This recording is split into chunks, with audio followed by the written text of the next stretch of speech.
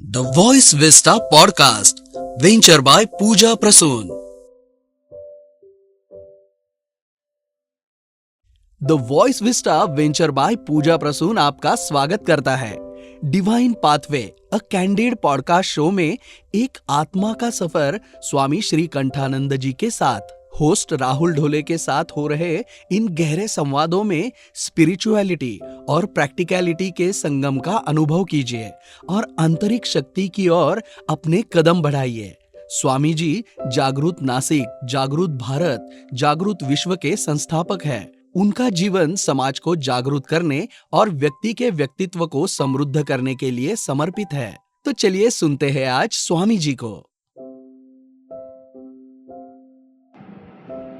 Voice vista podcast venture by Pooja Prasoon मध्ये आपल्या सगळ्यांचं अगदी मनापासून स्वागत आहे आणि एक नवीन शो घेऊन आपण आलेलो आहोत ज्याचं नाव आहे डिव्हाइन पाथवेज। यामध्ये भक्तीशी रिलेटेड गोष्टी या संबंधात आपण संवाद साधणार आहोत, त्या संबंधात चर्चा करणार आहोत आणि हे बघणार आहोत की नेमकी भक्ती आहे काय आणि भक्तीबद्दल जे काही लोकांचे गैरसमज असतात ते दूर करण्याचा प्रयत्न करणार आहोत आणि खऱ्या अर्थाने ज्याला आपण म्हणतो की भक्तीच्या माध्यमातून ईश्वर प्राप्ती किंवा असं म्हणूयात की भक्ती ऍटलिस्ट तुम्ही ईश्वराच्या प्राप्तीसाठी हा खूप नंतरचा भाग झाला, पण स्वतःसाठी तुम्हाला भक्ती काय देऊ शकते ह्या सगळ्या गोष्टींचा विचार आपण या ठिकाणी करणार आहोत आणि त्यासाठीच आपले जे आजचे म्हणण्यापेक्षा हा जो पूर्ण सीझन आहे तो सीझन ज्यांच्यासोबत आपण हा भक्तीचा प्रवास करणार आहोत ते आहेत नाशिकचे कर्मयोगी संन्यासी स्वामी श्रीकंठानंद। हे आपल्या सोबत असणार आहेत आणि जे श्री रामकृष्ण आरोग्य संस्थानचे अध्यक्ष आहेत, जे जागृत नाशिक जागृत भारत अभियानाचे प्रवर्तक आहेत। हे विश्वची माझे घर हा विचार त्यांच्या मनात लहानपणापासूनच रुजला होता, म्हणूनच स्वामीजींनी वयाच्या 18व्या वर्षी संन्यास घेतलेला। मी मुद्दामून त्यांचा परिचय आधीच करून देतोय कारण आल्यानंतर मग डिरेक्टली आपण संवाद साधणार आहोत। तर श्री रामकृष्ण आरोग्य संस्थान नाशिक या अंतर्गत ते त्याग आणि सेवा हे ब्रीदवाक्य घेऊन लोकांना अनंत आणि शाश्वत सत्याचा आनंद मिळवून देण्याचं काम करतात। श्री रामकृष्ण मिशनच्या माध्यमातून महाराष्ट्र, कर्नाटक, अरुणाचल प्रदेश, पश्चिम बंगाल, झारखंड इत्यादी ठिकाणी त्यांनी शैक्षणिक, वैद्यकीय, सामाजिक आणि राष्ट्र निर्माण सेवा कार्यात सहभाग घेऊन भारत मातेची सेवा केलेली आहे आणि हा जो प्रवास आहे त्यांचा तो अखंड चालू आहे। तर आज आपण आपल्या शो मध्ये आमंत्रित करूयात, स्वागत करूयात नाशिकचे कर्मयोगी संन्यासी स्वामी श्रीकंठानंद। स्वामीजी खूप मनापासून स्वागत आहे तुमचं। स्थानापन्न अगदी आरामात बसा तुम्ही आणि खूप छान वाटलं की आपण खाली ऑफ स्क्रीन सुद्धा बोलत होतो की एक भक्तीचा जो एक प्रवास आहे, प्रवासाची एक छोटीशी झलक आम्ही आता खाली बोलताना बघितली आणि स्वामीजी बोलत होते। आता पूर्ण स्टेज जे आहे, पूर्ण जो मंच आहे तो मी त्यांच्या हातात देतो आणि माझा पहिला प्रश्न विचारून तुम्हाला सुरुवात करून देतो। तर सगळ्यात सुरुवातीला आपण येऊयात the power of devotion transforming your life, हा आपला आजचा टॉपिक आहे। तर स्वामीजी कृपया आध्यात्मिक संदर्भात भक्तीचा अर्थ जर स्पष्ट केला तर खूप बरं होईल, म्हणजे आपण तिथून सुरुवात करूया। भक्ती म्हणजे अनंताशी स्वतःला कनेक्टेड ठेवणं। भक्तीशिवाय जीवन असूच शकत नाही। भगवान शंकराचार्य, आचार्य शंकर ज्यांनी अनेक उपनिषदांवर भाष्य केलेलं आहे आणि भक्तीचे प्रणेते म्हणता येईल ते विवेक चूडामणीमध्ये म्हणतात की मोक्ष कारण सामग्र्याम भक्तिरेव गरीयसी। प्रत्येक जण मुक्तीच्या शोधात आहे, लिबर्टी ऑफ थॉट, लिबर्टी, प्रत्येकाला लिबर्टी पाहिजे। आपल्या संविधानामध्ये सुद्धा स्वाधीनतेला फार महत्व दिलं, अभिव्यक्तीला फार महत्व, आजादी ज्याला आजादी म्हणतात। तर मोक्ष कारण सामग्र्याम भक्तिरेव गरीयसी स्वस्वरूपानुसंधानम भक्ती इति अभिधीयते। म्हणजे आपल्याला मुक्तीसाठी ज्या काही वेगवेगळ्या ज्या काही सामग्री आहे किंवा वेगवेगळ्या ज्या मेथड्स आहेत त्याच्यामध्ये सगळ्यात महत्वाची मेथड आहे ती म्हणजे भक्ती। भक्तीशिवाय जीवन अशक्य असतं। भक्ती म्हणजे लुब्रिकंट, भक्ती म्हणजे स्वीटनेस, भक्ती म्हणजे माधुर्य। माधुर्याशिवाय तुम्ही जगूच शकत नाही कोणत्याही प्रोफेशनल लाईफ मध्ये। असं प्रोफेशनल लाईफ मध्ये जर माधुर्य नसेल तर तुम्ही काम करू शकणार नाही। भांडणं होती, भांडणं होती। सध्याची सर्वात मोठी समस्या आहे, ते बोलण्याच्या ओघात त्या गोष्टी येतीलच, की सध्याची सर्वात मोठी समस्या काय, की भक्तीचा अभाव. आणि भक्तीच्या विरुद्ध जर आपण विचार केला तर विभक्त. विभक्त म्हणजे भक्तीच्या विरुद्ध, भक्ती म्हणजे जोडणं आणि हम्म. विभक्त म्हणजे वेगळं होणं. जर आपण प्रकृतीशी विभक्त झालो तर आपण एकटे पडू आणि आपलं जीवन नाशाकडे जाईल, आणि सध्या तेच होत आहे. त्यामुळे भक्ती ही प्रत्येक क्षेत्रामध्ये, तुम्ही डॉक्टर असा, इंजिनियर असा, कॉर्पोरेटमध्ये असा, कोणत्याही आश्रमामध्ये असा, कोणत्याही मंदिरात असा, ऑफिसमध्ये असा, भक्तीशिवाय जीवन अशक्य आहे. प्रेमाशिवाय जीवन अशक्य आहे. खूप सोप्या भाषेत सांगायचं झालं तर भक्ती म्हणजे अनंताशी स्वतःला जोडणं, जोडून घेणं. म्हणजे मोबाईलला सर्व्हरशी जोडणं. एक्झॅक्टली, जर- म्हणजे अगदी एका याच्यात तुम्ही ते सांगितलं. जर मोबाईलला सर्व्हरशी नाही जोडलं तर मोबाईल डिस्कनेक्टेड होईल, आणि तुमचा मोबाईल कितीही महाग असेल, कितीही सुंदर असेल, तरीही तो मोबाईल निरर्थक ठरेल. कारण तो कॉन्टॅक्टच करू शकतो. कॉन्टॅक्टच करू शकत नाही. म्हणजे जो वरती जो आपल्याला कॉन्टॅक्ट हवा आहे, ज्या अगदी. शक्तीशी आपण म्हणतोय, तर तो कॉन्टॅक्ट करण्यासाठी जी केली जाते ती भक्ती. भक्ती अगदी अनंताशी स्वतःला जोडणं, सर्व्हरशी मोबाईलला नेहमी कनेक्टेड ठेवणं, नेटवर्क मध्ये जे युनिव्हर्सल नेटवर्क आहे त्याच्यामध्ये सतत राहणं, म्हणजे मग भक्ती. आता हा जो भक्तीचा प्रवास तुमचा सुरू झाला, म्हणजे वैयक्तिक प्रवास ज्याला आपण म्हणूयात, की जसं मी मगाशी म्हटलं की 18व्या वर्षी जी माझ्याकडे औपचारिकरित्या 18व्या वर्षी. हा औपचारिकरित्या, पण कदाचित तो प्रवास तुमचा आधी सुरू झाला आधीच. असेल. बालपणापासून. जो तो प्रवास आहे, म्हणजे तो कसा होता? मी लहानपणापासून, जसं तुम्ही माझ्या परिचयामध्ये पण सांगितलं, मला अनंताचा ध्यास नेहमीच असायचा. अगदी सुरुवातीपासून जीवन अगदी मोठं असलं पाहिजे, एक्सपान्सिव्ह असलं पाहिजे, व्यापक असलं पाहिजे. अवघाची संसार सुखाचा करीन, आनंदे भरीन तिन्ही लोक. कारण की छोट्या गोष्टीमध्ये ज्यावेळेस मनुष्य अडकतो तर ती गोष्ट त्याच्या नाशास कारणीभूत होते, त्याच्या दुःखासाठी कारणीभूत होते. त्यामुळे छोट्या गोष्टींचं कधीच आकर्षण नव्हतं. काही करायचं, जास्तीत जास्त लोकांच्या चेहऱ्यावर आनंद बघायला आवडायचं, आताही आवडतं. तो प्रवास बालपणापासूनच तो सुरू झालेला होता. स्वतःकडे काही आहे आणि ते दुसऱ्याला देणार नाही असं कधीच होत नाही. म्हणजे स्वामी श्रीकंठानंदाचं सामर्थ्य आहे, तर ते सामर्थ्य इतरांच्या सेवेसाठी उपयोगात येतच येतं. आणि बालपणापासून त्यामुळे घरच्या लोकांना थोडा त्रास पण व्हायचा. म्हणजे एक मला घटना सांगायला आवडेल. वेगळ्या ट्रॅक वरती मुलगा जातोय हे. हो. म्हणजे सांसारिक दृष्टीने ते ग्राह्य नसतं हा. ना. प्रत्येकाला वाटतं की त्यांनी स्वतःसाठी करावं. ज्यावेळेस मी कपडे विकत घ्यायचो ना, घरच्यांना खूप आनंद व्हायचा. मी कपडे अगदी फाटेपर्यंत घालायचो. अच्छा. म्हणजे कपड्यांचा आणि माझा संबंध फक्त शरीर झाकण्यापुरता, बाकी त्याचं जे ब्रँड वगैरे तरी काय आहे, फरक? त्यामुळे घरचे बरेच आग्रह करायचे, कपडे घे. पण मी कपडे तेव्हाच घ्यायचो जेव्हा अगदी अत्यावश्यक आहे, की आता त्याच्याशिवाय चालणारच हा. नाही. आणि तुम्हाला सहज एक मग गमतीचा भाग म्हणून सांगतो, कॉलेजमध्ये असताना त्या काळात ते बॅगी पॅन्ट वगैरे यायचे. हो. हा. आणि ते फाटायचं नाही. तर तो जो पॅन्ट मी जवळपास 5-6 वर्ष घातला. आणि एक वेळ अशी होती की माझ्याकडे तो एकच होता, त्यालाच मी धुवायचो, पुन्हा घालायचो. तर सांगण्याचं तात्पर्य काय आहे, व्यापकतेमध्ये आनंदाची अनुभूती आहे आणि संकीर्णतेमध्ये सुखदुःखाच्या उत्तेजना आहे. सुखदुःखाच्या उत्तेजना, त्यामुळे जीवन उत्तेजित राहतं. पण उत्तेजनेमध्ये तुम्हाला आतमध्ये तृप्तीचा भाव प्राप्त होत नाही. त्यासाठी तुम्हाला अनंताशी स्वतःला जोडणं गरजेचं, भक्ती गरजेची असते. क्या बात है. स्वस्वरूपानुसंधानम, स्वतःच्या स्वरूपाशी वारंवार अनुसंधान करत राहणं, त्यासाठी भक्ती सर्वश्रेष्ठ आहे. आणि तीच भक्ती आहे. स्वामीजी, आता म्हणजे भक्ती समजून घेतली आणि दैनंदिन जीवनाशी जोडल्यास एखाद्याचं दैनंदिन जीवन कसं बदलू शकतं, म्हणजे कसे सकारात्मक बदल ही जी भक्ती आहे ती घडवून आणू शकते, कशा पद्धतीचे, म्हणजे प्रत्येक गोष्टीशी प्रेम करा. प्रत्येक गोष्टीशी प्रेम करा. आणि तुम्हाला तुमच्या माहितीतली ही परंपरा आहे. भारतामध्ये एक दुकानदार ज्यावेळेस दुकान उघडतो त्या दुकानाला नमस्कार करतो. हो आपल्या कळत न कळत. स्टेजवर जाताना सुद्धा कित्येक कलाकार जे आहेत ते त्या स्टेजला बाईला नमस्कार करतात.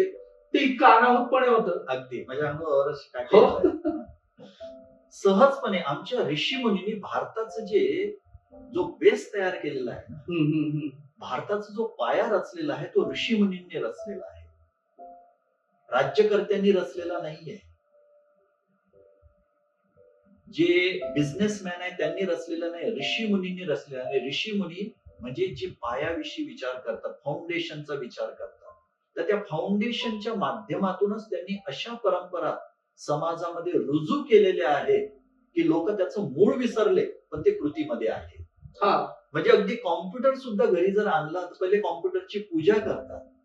मध्यंतरी मी पाहिलं होतं नासामध्ये समथिंग, नासामध्येच ते यान किंवा विमान होतं, तर ते आलं होतं नवीन, तर त्यावेळेस सुद्धा त्यांनी पूजा वगैरे केली होती त्याची, आणि मग सगळ्यांना आश्चर्य वाटलं की ते करतात. आणि आपल्याकडे ते एक आहे की त्यांनी केलं की मग आपण करा. पण ते दुर्दैव मुद्दा आहे. इकडून तिकडे गेलेलं आहे हे लोक विसरून तो एक जातात. स्वतंत्र विषय आहे, त्याच्यावर बरंच काही नाही. बोलता येतं की कसं आपली जी स्लेव्हरी आहे आपल्यामध्ये शिरलेली आहे. प्रत्येक ठिकाणी ज्यावेळेस पूजेचा भाव असतो त्यावेळेस तुमचं त्या कृतीमध्ये एक माधुर्य निर्माण होतं हम्म. आणि त्याच्यामध्ये जो ड्रायनेस आहे तो ड्रायनेस संपून जातं. आणि कोणत्याही मशीन मध्ये जर लुब्रिकंट असेल तर त्या मशीनची जी प्रोडक्टिव्हिटी आहे ती वाढते. मनुष्याच्या जीवनामध्ये जर पूजेचा भाव असेल, हम्म. मनुष्याच्या जीवनामध्ये जर पूजा असेल, भक्ती असेल, तर त्याच्या जीवनामधलं फ्रिक्शन ते नाहीसं होतं. त्याच्या जीवनामधला जो एरोगन्स आहे तो नाहीसा होतो आणि त्याच्या जीवनामध्ये माधुर्य राहतं आणि माधुर्यामुळे प्रोडक्टिव्हिटी वाढते. आणि अशा पद्धतीने ते तुमच्या लाईफला तेवढं इम्पॅक्ट करतं. अगदी. आता पुढचा प्रश्न आहे की भक्तीपर्यंत आलोय आपण, की भक्ती आपल्याला काय देते एक्झॅक्टली. नॉर्मल माणसाला सकारात्मकता जी देते भक्ती, की तो तुम्ही महत्वाचं सांगितलं की तो लुब्रिकंटचं काम ती करते, की फ्रिक्शन जे आहे ते काढून जो संघर्ष आहे, म्हणजे विनाकारण होणारा जो संघर्ष आहे तर तो काढून ती लुब्रिकंटचं काम करते आणि लाईफ एक व्यवस्थित वेनी चालू होतं. तर आता हे जे भक्ती करण्याचे मार्ग आहेत हे कोणकोणते आहेत, आणि जे माणसाला त्यांच्या जीवनाचा खरा उद्देश शोधायला आणि पूर्णत्व देण्यास मदत करतात, तर भक्तीचे असे कोणकोणते मार्ग आहेत? अर्चनेच्या माध्यमातून, जसं घरामध्ये जर आपण काही देव वगैरे असतील तिथे थोडा वेळ बसणं. हा, सकाळची जसं आपण सकाळची सकाळची किंवा जी- संध्याकाळची म्हणजे पूजा करतो. भारताच्या संदर्भात जर आपण विचार केला तर बऱ्याच घरांमध्ये अशा परंपरा आहे की देवपूजा केल्याशिवाय कधीही बाहेर हो, पडणार नाही नाही. पडत. तर ती पूजा करणं, फक्त त्या पूजेमध्ये जागरूकता असणं फार महत्वाचं आहे की त्या पूजेमध्ये बाजाराचा शिरकाव होणार नाही. यासाठी मला विशेष करून नमूद करावं असं वाटतं आणि सर्वांना सांगावं असं वाटतं की नवरात्राचा आणि 9 दिवस नवरात्राच्या दरम्यान 9 रंगांचे वेगवेगळे कपडे घालण्याचा अजिबात संबंध नाही. त्याचा काहीही संबंध नाही की नवरात्राच्या दरम्यान 9 दिवस तुम्ही कोणकोणते कपडे घालावे याचा आणि भक्तीचा किंवा शास्त्राचा काहीही संबंध नाही. आजकाल तर ते व्हॉट्सअपवर लगेच मेसेज पाठवतात आजचा म्हणून मी सुरुवातीला काय सांगितलं की बाजाराचा भक्तीमध्ये शिरकाव होऊ नये. आई ज्यावेळेस आपल्या बाळावर प्रेम करते ती बाजाराचा संदर्भ घेत नाही. आईनी आई कसं व्हावं हे कोणताही बाजार शिकवू शकत नाही. कोणत्याही ट्रेनिंग कॅम्प मध्ये आईनी आई कसं व्हावं हे शिकवल्या जाऊ शकत नाही. बरोबर. जे शिकवण्याचा काही अज्ञानी लोक प्रयत्न करतायत.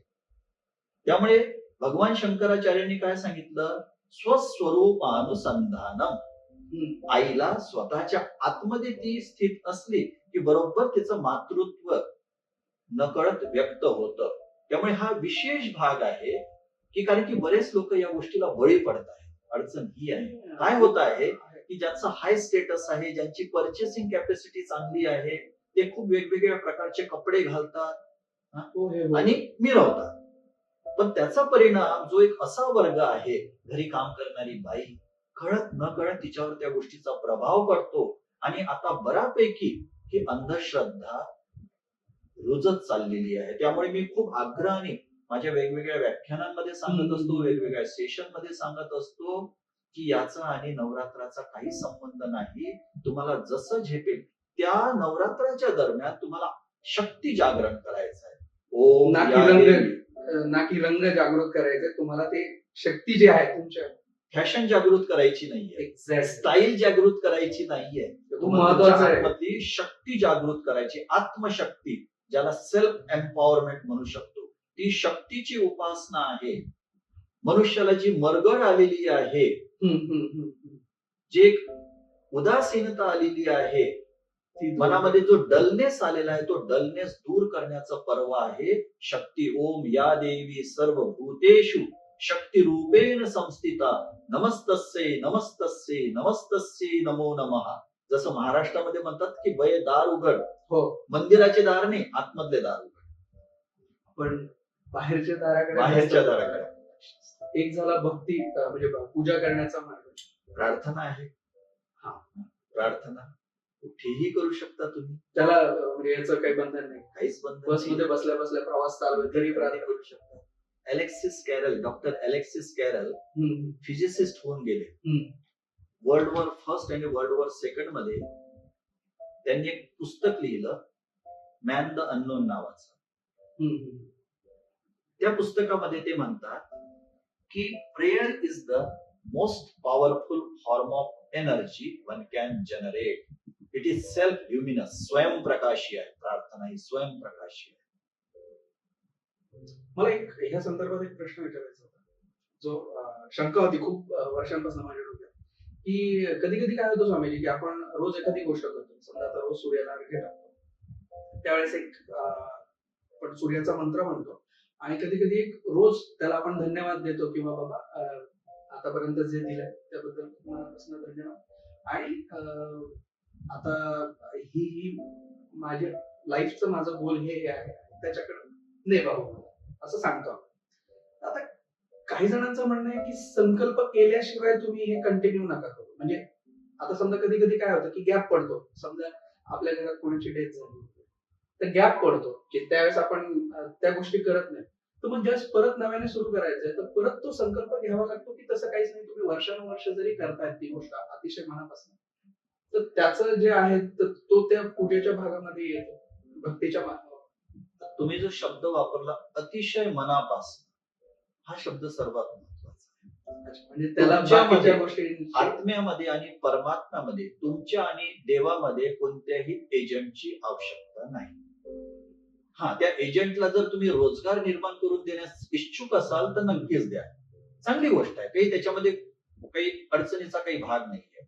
स्वामी विवेकानंदांचं एक खूप सुंदर वक्तव्य आहे की man is guided by stomach. Stomach goes first and man follows it. Wherever you find any religion has succeeded, there must be some economic value in that. भारतामध्ये ना खूप समग्र पद्धतीने या गोष्टीकडे बघितल्या गेलेल्या आहे. एक अर्थव्यवस्था त्या दृष्टीने सुद्धा, तुमच्याकडे भरपूर पैसा आहे, आणि जर एखाद्या भक्ती मार्गाशी जुळलेला एखादा व्यक्ती असेल, त्याची मदत करण्यासाठी तुम्ही या मार्गाने मदत नक्कीच करू शकता. पण तुमच्यामध्ये आणि त्या परमेश्वरामध्ये कोणत्याही एजंटची तशी आवश्यकता नाहीये. पण एखाद्याला जर घ्यायची असली तर ती सुद्धा जाणीवपूर्वक घ्यावी, कुठेही अंधविश्वासाला बळी न पडता ती घ्यावी. बरोबर. आईचा आणि तुमचा संबंध जो असतो त्याच्यात काय म्हणजे कुठे औपचारिकता प्युअर. असते? हा, आपण कित्येकदा चिडलो तर लगेच रागावतो, पण लगेच दुसऱ्या मिनिटाला चालते झालं माझ्या. कितीही हाय स्टेटस असलेली आई असली, तिची आपल्याला अपॉइंटमेंट घेण्याची गरज पडते नाही बरं. तर ईश्वराचा आणि आपला जो संबंध आहे तो आईचा आणि मुलाचा संबंध आहे. आता गुरुजी म्हणजे स्वामीजी, भक्तीच्या बद्दल सुद्धा खूप गैरसमज असतात. तर असे कुठले समज किंवा गैरसमज तुमच्या ऑब्झर्वेशन मध्ये आहेत? जसं आता तुम्ही हा सांगितला की नवरात्र, मी तुम्हाला विचारला, हा नवरात्राचा एक सांगितला, की ह्याचं निराकरण कसं करायचं. म्हणजे आता हे असे, जसं आता तुम्ही सांगितलं तिथे तुम्ही अवेलेबल आहात, पण आता काय होतं की दैनंदिन जीवन जगत असताना बऱ्याच लोकांचे ते असे गैरसमज असतात. अशाच त्यांच्याकडे काही माहित नसतं आणि ते कंटिन्यू चालू होऊन जातं. जसं रंगाचं अजूनही फॉलो करतात. अंधविश्वास हा नेहमीच राहणार. अंधविश्वासाचं मूळ आहे अज्ञानामध्ये. अंधविश्वासाचं मूळ आहे प्रश्न न विचारण्यामध्ये. आणि भारतीय अध्यात्म, भारतातली भक्ती म्हणा किंवा कर्म म्हणा किंवा ज्ञान म्हणा, पूर्ण भारताचं अधिष्ठानच आहे प्रकाश. या नावाचं खूप सुंदर विश्लेषण. तिमिरातून तेजाकडे आपण म्हणतो. तिमिरातून तेजाकडे प्रभू आमुच्याने जीवना, तमसो मा ज्योतिर्गमय. भारत हा जो ज्योतीचा उपासक आहे, भारत हा प्रकाशाचा उपासक आहे, भारत हा ज्ञानाचा उपासक आहे, इन्फॉर्मेशनचा नाही. इन्फॉर्मेशन, ज्ञान, हे ह्या दोन वेगवेगळ्या गोष्टी. इन्फॉर्मेशन, नॉलेज आणि विजडम या तिन्ही वेगवेगळ्या गोष्टी आहेत. त्याच्यावर आपण थोड्या वेळात मी त्याचं विश्लेषण अगदी. करतो. भारत हा जो शब्द आहे, आपल्या देशाचं नाव भारत आहे. भारत, भास्कराप्रती रत, आभा, प्रकाशाप्रती रत तो भारत, ज्ञानाप्रती रत, स्पष्टतेप्रती रत, गोंधळ मुक्त प्रति रत तो भारत. तर प्रश्न करायचे. कारण ते जर विचारले नाही तर तुम्हाला त्याच्या मागचं रिझन समजणारच नाही. प्रश्न केले पाहिजे. लहान मुलांना का बरं मोठे कंटाळतात? कारण ते खूप कारण प्रश्न की त्यांचे प्रश्न फार जेन्युइन असतात. आणि असं वाटतं की अरे हा काय प्रश्न आहे, पण कधी कधी तो प्रश्न आपण सुद्धा कधी विचारलेला नसतो. त्यामुळे आपल्याला वाटतं की अरे ह्याचं काय उत्तर देऊ आज. म्हणजे तुम्ही जे मगाशी म्हटलात ना खाली ऑफ कॅमेरा बोलताना की लहान मुलासारखं, अगदी लहान मुलांचे प्रश्न निरागस असतात आणि प्रोफाऊंड असतात. खूप त्याला खोली असते. मोठे जे लोक असतात ना, युजलेसली प्रॅक्टिकल असतात, निरर्थकपणे प्रॅक्टिकल असतात. त्यांची प्रॅक्टिकलिटी कुठेही कामात येत नाही हे त्यांनाही माहित असतं. जसा जसा मनुष्य वयाने मोठा होत जातो तो ढोंगी होण्याची शक्यता बळावत जाते. लहान मुलांमध्ये ढोंग नसतं. ते भांडणं जरी झाले तर ते लगेच 5व्या मिनिटाला हा ठीक आहे असं वगैरे करतात. पण मोठ्या माणसांना तसं नसतं. तर ते मनात ठेवतील ते, पण समोर स्प्लिट तयार होते ना, स्प्लिट तयार होते. कदाचित त्यामुळेच असेल की मराठीमध्ये दोन वेगवेगळ्या प्रकारचे एक्सप्रेशन आहेत. म्हणायचं आहे आणि बोलायचं आहे. त्याचं विभाजन करत असतो. बोलायचं जे असतं त्याचा संबंध जिभेशी असतो किंवा वाणीशी असतो त्याचा संबंध, आणि म्हणायचं आहे ते मनात असतं. बोलतात वेगळं आणि म्हणायचं असतं त्यांना वेगळं. खूप खूप सुंदर पद्धतीने सांगितलं. हा एपिसोड याच पॉझिटिव्ह नोट वरती संपवूयात आपण, कारण आपल्याला पुढचा एक खूप सुंदर एपिसोड येतो आहे. आणि फक्त जाता जाता मी एवढं विचारलं की जे नवीन लोक आहेत की ज्यांना आता या भक्ती मार्गामध्ये यायचं आहे, तर त्यांचा प्रवास सुरू करण्यासाठी त्यांना काय सांगाल तुम्ही? सकाळी उठल्यानंतर थोडा वेळ बेडवर बसा. लगेच बेडवरून खाली जंप मारू नका. तिथेच बसा, पाठ सरळ ठेवा आणि एक नॉर्मल ब्रीदिंग करा आणि पूर्ण जी पॉझिटिव्हिटी आहे ते आपल्या आतमध्ये घ्या. प्रार्थना करा, जसं प्रार्थनेविषयी मी सांगितलं. स्वतःच्या कल्याणासाठी, इतरांच्या कल्याणासाठी, सर्वत्र सुखीनः सन्तु सर्वे सन्तु निरामया, सर्वांना सुख लाभावे अशी आरोग्य संपदा, भावे कल्याण सर्वांचे, दुःखी कोणी असू नये. आणि मी वारंवार सांगत असतो की हे शरीर असेपर्यंत मी उपलब्ध आहेच. खूपच खूपच छान. आणि आता जो दुसरा एपिसोड येणार आहे, याचा जो पुढचा एपिसोड असणार आहे तो फाइंडिंग पर्पज थ्रू फेथ, म्हणजे विश्वासाद्वारे उपदेश शोधणं, भक्तीच्या संदर्भातला आहे. तर तो असणार आहे, त्यामुळे तो नक्की बघा. आणि आता मी फक्त तुमचा निरोप घेतो, मी आणि स्वामीजी. सो तुम्ही ऐकत होतात व्हॉइस विस्टा podcast venture bye Pooja Prasoon, आणि आपल्या शोचं नाव आहे डिव्हाइन पाथवेज. आणि लवकरच त्याचा पुढचा एपिसोड येईल. आणि आपल्यासोबत या प्रवासामध्ये, भक्तीच्या प्रवासामध्ये आपल्यासोबत नेहमीच असणार आहेत नाशिकचे कर्मयोगी संन्यासी स्वामी श्री कंठानंद. आणि मी राहुल डोले आणि स्वामीजी आता आपला निरोप घेतात. भेटूयात लवकरच पुढच्या एपिसोडमध्ये. तोपर्यंत धन्यवाद. आपला दिवस शुभ असो. Thank you for tuning into the voice vista podcast. आप और भी इंटरेस्टिंग शो सुन सकते हैं thevoicevista.in पर. ये शो कॉन्सेप्चुअलाइज किया है पूजा प्रसून ने, प्रोड्यूस किया है द वॉइस विस्टा ने. गेस्ट कोऑर्डिनेशन में हमारे साथ रही सुनीता जी चौहान. डिजाइन किया है टीम क्रिएटर्स डेन ने. साथ ही एडिटिंग और प्रोडक्शन के लिए धन्यवाद टीम लर्निंग बी को. प्रोमो वॉइस दिया है राहुल ढोले ने. लाइक, फॉलो और सब्सक्राइब करना ना भूले.